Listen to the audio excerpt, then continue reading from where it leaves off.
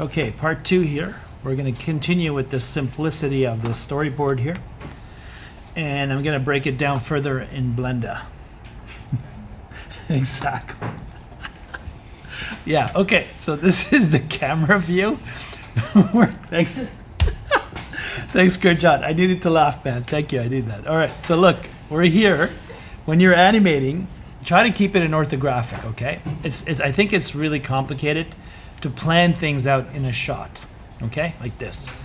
I would recommend that you would just stay in orthographic view. Simple. When I was in anim school, they would not give us a shot in perspective at the beginning. When I was taking courses with those guys, it was like, here's the shot. You can't touch the camera.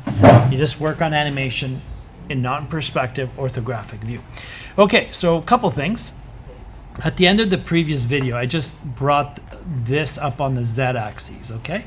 So it was, if I just get rid of this right now, press delete, it's gone. So basically it was this from here to here, A to B, and then B causes, the movement causes the green to move. And again, it's not timed, but that is essentially our goal. And I said somewhere in the middle here, I just took this and I brought it up. So essentially now what Blender's doing is trying to draw the frames in between. Okay, that's it right there. Okay, and then we talked about holds, right? So I don't want the animation to start at 0. I want to hold it for 6 frames minimum. Okay, so I'm going to click here. Now you see it's lit, it's yellow. Right click, copy, go to 6, and then paste.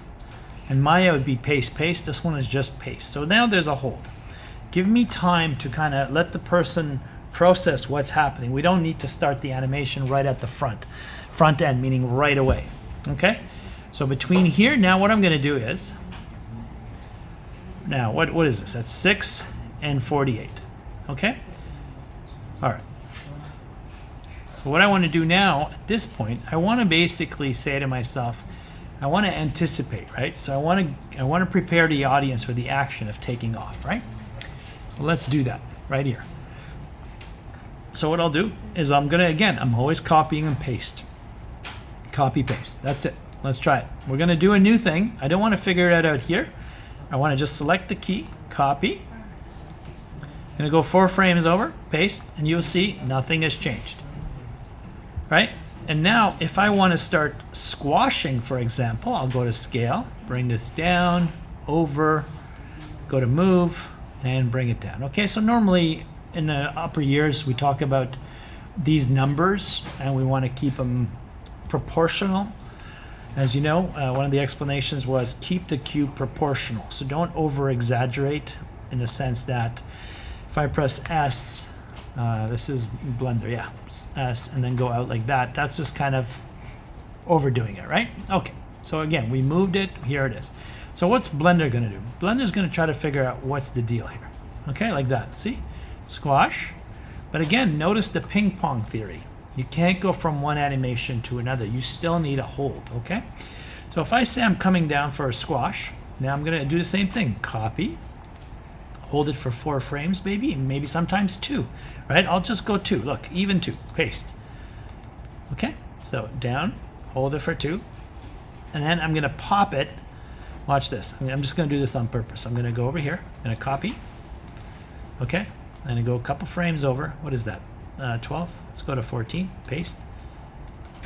I'm going to make this 111 again. Okay. And this time I'm going to scale it in this axis, this way and that way, just for fun. And the next thing I want to do is I want to go back and forth, and I want to see where the edge is. Watch. I'm going to put my mouse right here at the edge. Boom. So I need that squash to take place right about where my mouse is. Okay, so I kind of know where that is. I'm going to come over here and go like that. Okay, so watch. Boom, boom. Here. So basically here. And what I want to do is think of yourself as a jump. I'm going to come here and I'm going to press R for rotate. You guys aren't comfortable with that. We'll just do it this way. We're going to tip off here. Back to G, sorry. Thought I was in Maya for a second. Typing in W. So something like that, right? So notice something's happening, right? So all I'm going to do is I'm going to move this key over. So there's 1 frame snap. just snapping from one to the other, like that. I'm not giving it time to interpolate. Okay, so I've got that. I'm playing, and now it goes up here somewhere, right? Okay, between here, 13 to 25 roughly, the scale comes back to 1. But as you know, in our animation principles, we want to maintain that back to the proportions at some point, okay?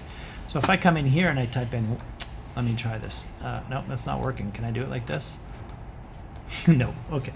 So I'm going to type in 1, tab 1. Let me see if that's working.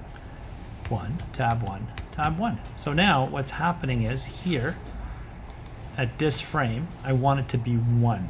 So I want that cube to be itself, okay? So this is as much as I'm going to do right now. And I'm just going to go over exactly what I did, okay? So boom. So it's just like boom, like that. So if I'm pressing the forward arrow in the keys, you're seeing this happen. Look, from here, the hold, boom, here to here. And then in a few frames, it becomes a perfect cube again, like from 13 to 17, 4 frames. And then it does its thing here. Okay, so it's coming down.